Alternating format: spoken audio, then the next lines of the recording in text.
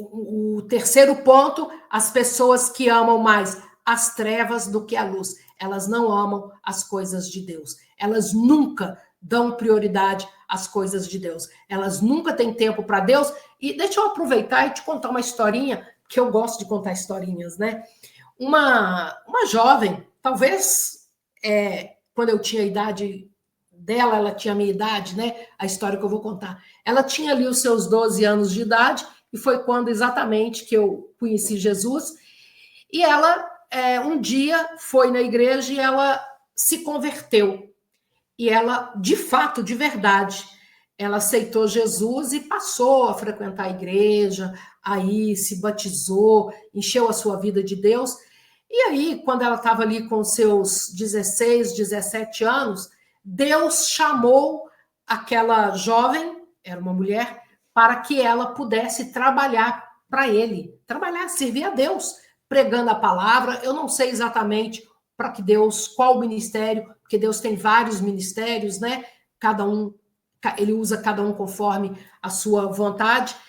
E aí chamou aquela jovem. Aí aquela jovem disse assim: ah, Senhor, agora não. Eu sou muito jovem, eu ainda estou estudando, agora estou muito jovem. Depois, aí ela própria contando, tá? Aí quando ela estava ali com seus 25 anos, continuou indo à igreja, servindo a Deus do jeito dela, né? Mas não atendeu o chamado de Deus.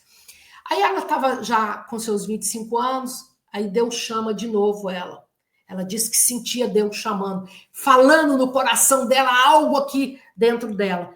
Ela falou: Deus, o senhor sabe que agora eu estou namorando, eu estou prestes a casar, estou noiva, eu tenho que dedicar o meu noivo, eu tenho que dedicar agora as preparações do meu casamento. E aí disse não para Deus. Passou-se mais uns anos, ela disse que sentiu um chamado de novo, só que agora ela tinha filhos.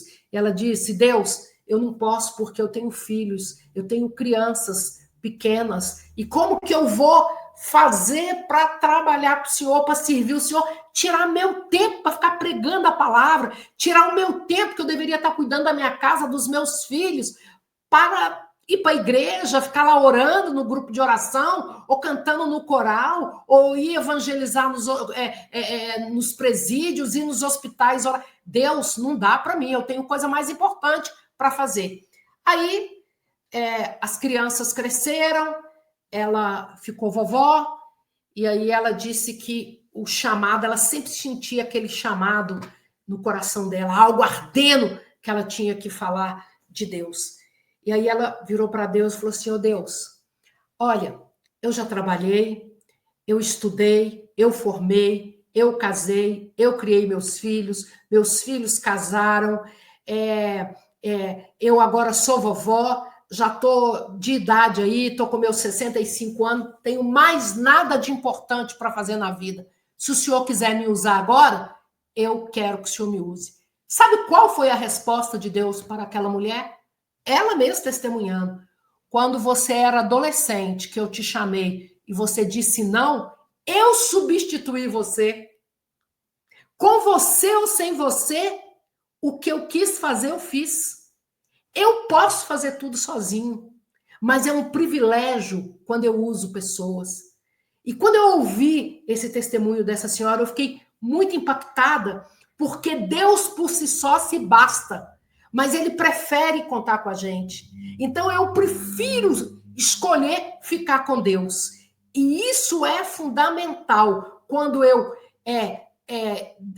tipo assim, eu priorizo Deus. Porque o dia que Deus falar, Jane, acabou, acabou. O dia que Deus falar, não tem mais como, não tem mais como. E aí, o que eu fiz? Não fiz nada para Deus? Deixa eu ver aqui aonde que está o próximo. Agora vem o próximo, quarto tópico. E, meus irmãos, quero aproveitar e pedir, tá? Para você que não é inscrito no canal, se inscreva no canal, deixa um comentário, ainda que seja um comentário pequeno, que você diga assim: amém, pastora, ou conte o que você quiser. Essa plataforma, o YouTube, entende que você está gostando, que você compartilhou, que você comentou, que você assistiu tudo, tá? E aí ele indica, ele recomenda para mais pessoas, e eu te peço humildemente que você nos ajude a crescer o canal, não para o canal ser grande, porque eu tenho um canal grande. Não, é para que mais pessoas possam ouvir a palavra de Deus. E é uma maneira de servir a Deus, é uma maneira de você contribuir com a pregação do evangelho. Agora vamos para o quarto ponto. O quarto ponto, o que é orgulhoso demais para se arrepender. Isso é algo muito importante, muito importante.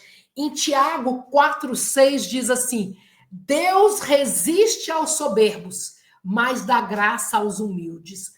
A salvação, ela exige humildade no nosso coração. Nós temos que tirar a arrogância de dentro do nosso coração, porque tem pessoas que aceitam Jesus, são batizadas, mas elas continuam arrogantes, não têm paciência com nada, sentem superiores às outras pessoas, elas se julgam mais santas do que os outros.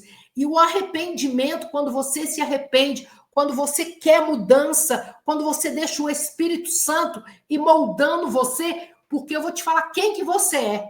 Você é um diamante e todo diamante valioso precisa ser lapidado. E quando Deus começa, através do Espírito Santo, trabalhar em nós, ele está fazendo uma lapidação. E tirar de nós a arrogância, a soberba, é algo que faz parte dessa lapidação. Porque tem muitas pessoas que estão cheias de si mesmas, né?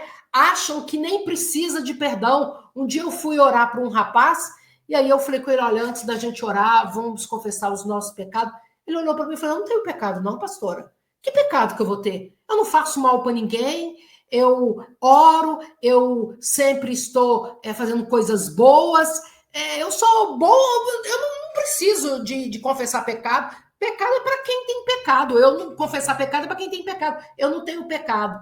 Aí eu comecei a explicar para ele que ele precisava ser humilde e reconhecer que a Bíblia diz que não existe um santo na terra. Não existe uma pessoa que não tenha pecado. É isso que a Bíblia diz. Todos os dias eu confesso a Deus os meus pecados. Existem vários tipos de pecado. Existe aquele pecado que eu cometi só no meu pensamento. Existe aquele que eu cometi com a minha boca, com a minha língua. Existe aquele que eu cometi contra o meu corpo. Existe aquilo que eu cometi contra o meu irmão, contra um desconhecido. Existe a fofoca. Existe... Nossa, eu posso ficar aqui um ano falando só do tipo de pecado. Então, nós precisamos nos purificar. E para se purificar, nós precisamos confessar os nossos pecados. E Jesus Cristo nos ensinou a oração. E quando ele começa a oração do Pai Nosso, ele fala: Pai nosso que estais no céu, santificado seja o teu nome. Venha a nós o teu reino. Seja feita a tua vontade. E ele tem um momento da oração que ele fala: perdoa as nossas falhas ou os nossos pecados, perdoe os nossos delitos, como você quiser interpretar. Assim também como nós temos perdoado outras pessoas que têm feito algo contra nós.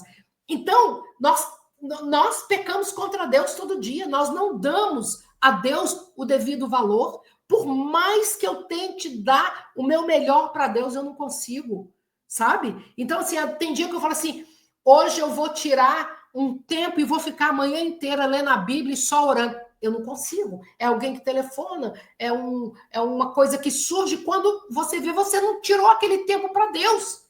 E às vezes nós tiramos esse tempo para um amigo, para uma pessoa que amamos, para um filho, para um pai, para uma mãe, para um emprego. Nós achamos que o nosso emprego é até mais importante do que Deus. E Deus, ele está acima de tudo e de todos. De tudo e de todos, né? Então, nós precisamos valorizar a cruz, porque a cruz, Jesus morreu na cruz para perdoar os nossos pecados, para nos redimir do nosso pecado. Então, essa pessoa precisa de